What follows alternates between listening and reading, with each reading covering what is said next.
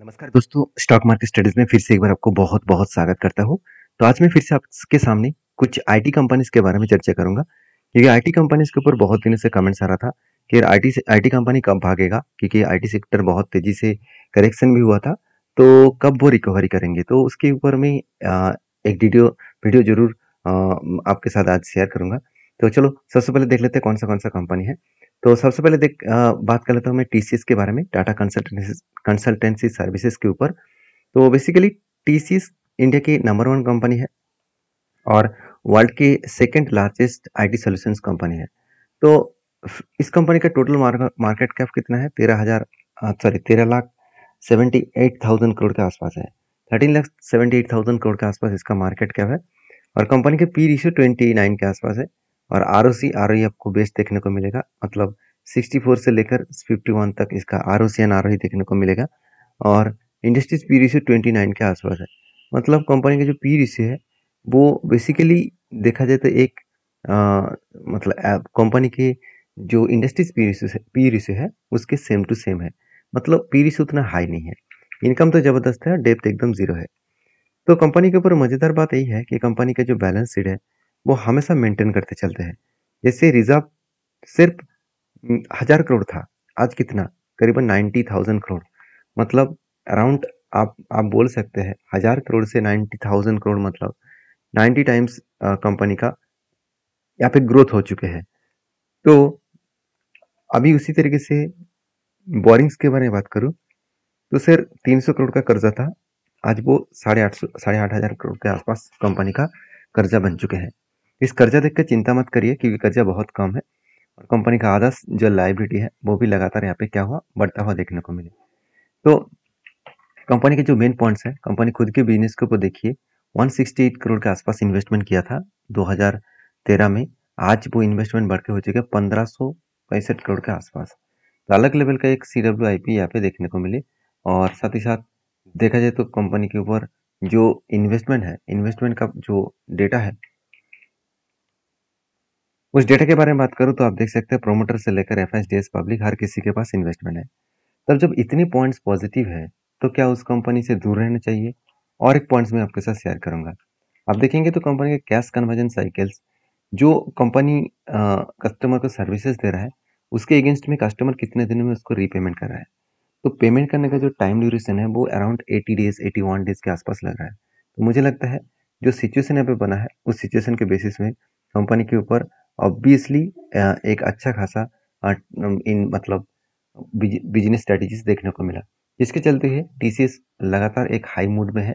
और कंपनी के ऊपर करंट जो कैपेक्स है उसके बारे में बात करूँ तो कंपनी का पिछले साल में जो कैपेक्स था 3000 करोड़, इस बार भी 2600 करोड़ के आसपास है। मतलब कंपनी कैपेक्स को हमेशा 2000 से 3000 के अंदर ही देखने को मिलेगा। तो कंपनी के ऊपर जो टेक्निकली चार्ट पैटर्न है, टेक्निकली चार्ट पैटर्न्स को देखेंगे तो कंपनी के ऊपर एक पैटर्न स्केड हुआ था, काफी ध्यान पैटर्न्स। तो फाइनली जब ब्रेकआउट हुआ, उसके बाद ब्रेकआउट होने के बाद रिटेस्ट किया, तब मैंने एंट्री लिया और आपके सामने में आपको ये भी शेयर किया कि जब टारगेट हुआ था, टारगेट कितने दिनों में मिला?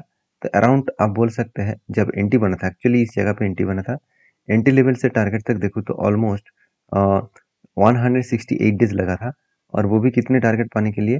अराउंड 18% के आसपास। तो 168 डेज मतलब 6 मंथ के अंदर अंदर कंपनी टारगेट अचीव कर चुके हैं।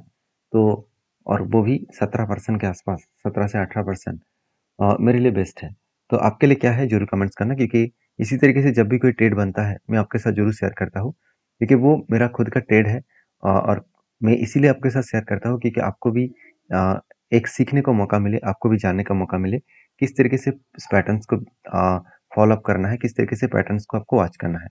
मैं हमेशा बोलता हूँ, मैं जितने सारे वीडियोस आपके साथ शेयर करता हूँ उसको देखकर ब्लाइंडली किसी कंपनी के ऊपर ट्रेड मत कर लेना, वहाँ पे आपको लॉसेस होने का चांसेस रह जाएगा। तो नेक्स्ट जो कंपनी है उसका नाम है एल टी टी एस, मतलब Larsen and Toubro technology services. तो बेसिकली ये भी एक आईटी सेक्टर से बिलोंग करते हैं और इस कंपनी का मार्केट कैप 51,000 करोड़ के आसपास आज हो चुके हैं। मतलब कंपनी के जो मार्केट कैप है वो पॉजिटिव है आज। और दूसरी बात, कंपनी इंडिया के जो large cap categories IT sector company है उस सेक्टर के ऊपर कंपनी एंट्री हो चुके हैं। मतलब इस कंपनी के जो वैल्यूशन है आप देखेंगे तो पी रेशियो कितना है, 43 के आसपास है। आरओसी आरई कितना है, आपको 33 से लेकर 25 तक देखने को मिलेगा। मतलब यहाँ पे आपको बेस्ट तरीके से परफॉर्मेंस दिखेगा। कंपनी की इंडस्ट्रीज पी रेशियो से कंपनी का पी रेशियो बहुत हाई है और इसी कारण की वजह से शेयर में थोड़ा सा प्रेशराइज भी बनता हुआ देखने को मिले। दूसरी बात, कंपनी का डेप्थ एकदम ना के बराबर है, इनकम जबरदस्त है, प्रोमोटर के पास होल्डिंग्स भी अच्छा खासा है। तो प्रोमोटर के अलावा दूसरे व्यक्ति के पास कितना होल्डिंग है, जैसे आप देखेंगे तो म्यूचुअल फंड माल बेच रहा था, 4.5% होल्डिंग से एकदम 1.5% तक आ चुके थे। आज धीरे धीरे करके फिर से होल्डिंग को बढ़ाया और 2.85% के आसपास होल्डिंग को यहाँ पे कंटिन्यू कर रहा है। और अगर मैं दूसरी बात कहूँ कि 7% जो इन्वेस्ट मतलब एफएस के पास होल्डिंग था वो घट के कितना हो चुके हैं, 5.5%। मतलब इंस्टीट्यूशन थोड़ा सा माल बेचा और उसी क्वांटिटी को एफएस ने उठा लिया, सॉरी पब्लिक ने उठा लिया। तो ओवरऑल सबसे ज़्यादा होल्डिंग्स प्रोमोटर के पास है और प्रोमोटर आज तक कोई भी माल नहीं बेचा, उसको कंटिन्यू कर रहा है। क्यों ना कंटिन्यू करें, जो कंपनी का परफॉर्मेंस अच्छा है, क्योंकि इस बार बहुत सारे आईटी सेक्टर का रिजल्ट खराब हुआ, मतलब सेल्स पिछले सालों की तुलना से कम हुआ, मगर यहाँ पे उस तरीके से कुछ नहीं दिखा। कंटिन्यूसली यहाँ पे सेल्स ग्रोथ हुआ, एक्सपेंस को कंपनी मेंटेन किए, उस बेसिस में नेट प्रॉफिट वो भी देखा है तो 323 करोड़ से 329 करोड़ तक देखने को मिला। बेस्ट तरीके से नेट प्रॉफिट यहाँ पे ग्रोथ होता देखने को मिले है। अभी देखिए अर्निंग पर शेयर 30 रुपीज़ था, अभी 31 रुपीज़ के आसपास होता हुआ देखने को मिले। तो मुझे लगता है बेस्ट तरीके से यहाँ पे नेट प्रॉफिटेबिलिटी ग्रोथ देखने को मिला है। इसी ग्रोथ के बेसिस में कंपनी आगे बढ़ सकते हैं। बाकी इस कंपनी के ऊपर 2 पॉइंट्स मैं आपके साथ शेयर करूंगा। पहले बैलेंस शीट। बैलेंस शीट में एक चीज़ को देखेंगे, 2015 में इसका शेयर रिजर्व था 7 करोड़ और आज 5,000 करोड़ बन चुके हैं। 7 करोड़ से 5,000 करोड़ मतलब कितने बड़े जर्नी हुआ है 5-10 साल में, आप यहाँ पे देख सकते हैं। उसी तरीके से अगर मैं बोरिंग्स के बारे में बात करूँ, सिर्फ 49 करोड़ के आसपास बोरिंग्स था, आज वो 627 करोड़ का बोरिंग्स है। मतलब बोरिंग्स भी बहुत कम है। मैं कम इसलिए बोल रहा हूँ क्योंकि जो कर्जा है अराउंड जो कर्जा कंपनी लिया 627 रुपीज़, उस कर्जे को कंपनी इजीली मिटा सकता है क्योंकि कंपनी के हाथ में 1180 करोड़ के आसपास कैश भी है। तो ये पॉइंट्स को आपको नोटिस करना होगा कि कंपनी जो कर्जा लिया, क्या उस कर्जे को मिटाने के लिए कंपनी के हाथ में सफिशिएंट मनी है? ऑब्वियसली है, इस वजह से कंपनी इजीली कर्जे को मिटा सकते हैं। तीसरी बात, कंपनी के ऊपर एज ए इन्वेस्टर तो मैं पहले ही बोल चुका हूँ। तीसरी बात ये है, रेशियोज के बारे में बात करूँ, देखिए पहले बहुत ज़्यादा टाइम लग रहा था, अराउंड 434 टाइम डेज, उसके 95 डेज, 90 डेज, इस तरीके से कुछ टाइम पीरियड लग रहा था कैश कन्वर्जन साइकिल्स के ऊपर। तो आज वो कैश कन्वर्जन साइकिल्स कितना बना है, 86 डेज के आसपास। तो ओवरऑल बात करूँ, कंपनी के ऊपर जो ग्रोथ है वो बहुत हद तक यहाँ पे कम हो चुके हैं, सॉरी कंपनी के जो कैश कन्वर्जन साइकिल्स है वो बहुत हद तक कम हो चुके हैं। तो बाकी इस कंपनी के टेक्निकली चार्टमेंट्स के बारे में बात करूँ तो आप यहाँ पे मैं एक बार चार्ट पैटर्न ओपन कर लेता हूँ एलटीटीएस का, तो आपको क्लियर कट सब कुछ देखने को मिल जाएगा। तो एलटीटीएस का मैं अगर चार्ट को ओपन करूँ तो आप यहाँ पे देख सकते हैं कि इस तरीके से कंपनी के ऊपर एक जर्नी हुआ था। जब इस कंपनी के ऊपर पैटर्न बना था काफी धान्य पैटर्न का, तब मैंने आपको बताया कि यहाँ पे मेरा ब्रेकआउट होने के बाद एंटी होगा। तो एंटी बनने के बाद कंपनी देखिए किस तरीके से रिटेस्ट किया, उसके बाद टारगेट को अचीव किया, बेस्ट तरीके से टारगेट को अचीव किया। उसके बाद देखिए धीरे धीरे करके कंपनी फिर से नीचे आया और वही लेवल को सपोर्ट लेकर फिर से बाउंस बैक करने का कोशिश कर रहा है, मगर मुझे नहीं लगता वो ऊपर जा पाएंगे क्योंकि जिस तरीके से 200 डेज मूविंग एवरेज को वो रिटेस्ट करके नीचे आने का कोशिश कर रहा है, तो दो तरीके से सिनेरियो बन सकते हैं। यहाँ पे एक पैटर्न्स बनने जा रहा है, एक कप बन चुके छोटा सा और एक हैंडल पैटर्न भी बनने जा रहा है। मैं आपके सामने अगर मार्किंग कर लूँ, एक बार मैं लाइन ड्रॉ करके दूँ, तभी आपको सब कुछ क्लियर हो जाएगा। देखिए यहाँ पे क्या बनने जा रहा है, एक कप विद हैंडल पैटर्न्स। तो किस तरीके से बन रहा है, देखिए जैसे इस तरीके से बन रहा है, एक कप यहाँ पे बन चुके हैं और उसके बाद यहाँ पे एक छोटा सा हैंडल पैटर्न क्रिएट हो चुका है। अभी कंपनी को करना क्या है, इस हैंडल के ऊपर यहाँ पे ग्रीन कैंडल से क्लोजिंग एंड कंफर्मेशन होना चाहिए, तभी आपको एक बाइंग स्ट्रेटजीज यहाँ पे मुझे मिलेगा और इस जगह पे मैं एंट्री लेने वाला हूँ।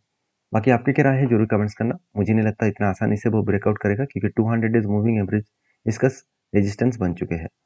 तो नेक्स्ट जो कंपनी है उसके बारे में बात करूँ, उसका नाम है इन्फोसिस लिमिटेड। तो इन्फोसिस बेसिकली आप सभी जानते हैं इंडिया की एक पॉपुलर आईटी सेक्टर कंपनी है, इंडिया की second largest IT sector company है। और इन्फोसिस के ऊपर मुझे गुड पॉइंट जो लगा, बाकी कंपनी से अगर कंपेयर करूँ इन्फोसिस को, तो इन्फोसिस बहुत हद तक इस बार खुद को अलग लेवल में रिप्रेजेंट किया। जैसे सेल्स का आंकड़ा मुझे बहुत कम लगा, अगर मैं सेल्स का डेटा दिखा दूँ तो आप देख सकते हैं सेल्स का डेटा जो है वो बहुत कम है, मगर प्रॉफिट का जो ग्रोथ है बहुत स्ट्रांग है। क्योंकि आज तक की मतलब इस जो लास्ट क्वार्टर गया, उस क्वार्टर में बाकी टॉप 5 कंपनीज का अगर प्रॉफिट ग्रोथ देखेंगे तो ज़्यादा से ज़्यादा कंपनीज़ को वो नेगेटिव दिखेगा। मगर इन्फोसिस के ऊपर आप 30% के आसपास यहाँ पे नेट प्रॉफिट आपको क्वार्टरली रिजल्ट के बेसिस में दिखेगा। तो इसका मतलब कंपनी यहाँ पे बेस्ट तरीके से परफॉर्मेंस कर रहा है और इसका आरओसी भी ठीक है और कंपनी का डेप्थ भी एकदम टीसीएस के जैसा है, मतलब ना के बराबर है। तो कंपनी के इतने सारे पॉइंट्स जब जब पॉजिटिव है तो उस कंपनी के ऊपर एक ट्रस्ट तो बनना चाहिए। तो इसीलिए मैंने क्या किया, इस कंपनी के ऊपर एक ट्रेड लिया। वो ट्रेड कुछ इस तरीके से लिया, अगर मैं आपको शेयर करूँ तो आप देख सकते हैं कंटिन्यूसली सेल ऑफ होने के बाद यहाँ पे 200 डेज मूविंग एवरेज के नीचे आया और उस टाइम आरएसआई भी इस नीचे लेवल को टच किया, नीचे मतलब इस 30 लेवल को टच किया। तो आरएसआई जब 30 लेवल को टच किया तब 200 डेज मूविंग एवरेज भी 200 मूविंग एवरेज के नीचे को कैंडल क्लोजिंग हुआ, तो इस जगह पे मेरा एंट्री बना। और कंपनी के ऊपर जब आरएसआई इस हाई लेवल को 70 को टच करेगा तो मैं एग्जिट करूंगा। तो धीरे धीरे करके कंपनी ऊपर जा रहा है। फिलहाल के लिए कंपनी की जो सिचुएशन है, अगर मेरा एंट्री लेवल से मैं करंट पोजीशन तक देखूँ तो ऑलमोस्ट 9 से 10% के आसपास टारगेट यहाँ पे कंपनी दे रहा है। तो टारगेट जो दे रहा है वो टाइम पीरियड कितना लिया, अभी देखिए टारगेट तो फुलफिल नहीं हुआ, फिर भी टाइम पीरियड कितना लिया। ओवरऑल टाइम पीरियड के बारे में बात करूँ तो 66 डेज हुआ है, मतलब अराउंड 2 मंथ्स हुआ है। 2 मंथ्स के अंदर अंदर इस तरीके से सिचुएशन दिखा। तो बाकी आपके क्या ओपिनियन है इस कंपनी के ऊपर जरूर कमेंट्स करके बताना। नेक्स्ट जो कंपनी है उसके बारे में बात करूँ, उसका नाम है आशीर्वाद कैपिटल लिमिटेड। तो आशीर्वाद कैपिटल लिमिटेड एक छोटा सा कंपनी है और इस कंपनी एक एक साल में एक धमाका परफॉर्मेंस किया। लो था से 3 रुपीज़ और आज चल रहा है 9 रुपीज़, तो ऑलमोस्ट 3 गुना कंपनी फंड कर चुके हैं। इसके लिए मैनेजमेंट ने एक बहुत बड़ा डिसीजन लिया, वो है बोनस देने का। 25 जून कंपनी एक 1:2 रेशियो का बोनस, मतलब हर 2 के बदले कंपनी एक शेयर देने जा रहा है। तो जो लोग बोनस पाना चाहते हैं एक बार कंपनी के ऊपर डीपली रिसर्च करें, क्योंकि मेरा काम था आपको इन्फॉर्मेशन देना, आपका काम है उस कंपनी के ऊपर रिसर्च करके काम करना। तो ये वीडियो टोटली एजुकेशन पर्पस में था। बाय एंड सेल का रिकमेंडेशन कोई भी कंपनी के ऊपर मेरे तरफ से नहीं है, क्योंकि मैं कोई सिविल रजिस्टर्ड पर्सन नहीं हूँ। काम करना है तो आपके ओपिनियन के हिसाब से जरूर जरूर करना पड़ेगा। तो मिलते हैं नेक्स्ट वीडियो में, तब तक के लिए धन्यवाद।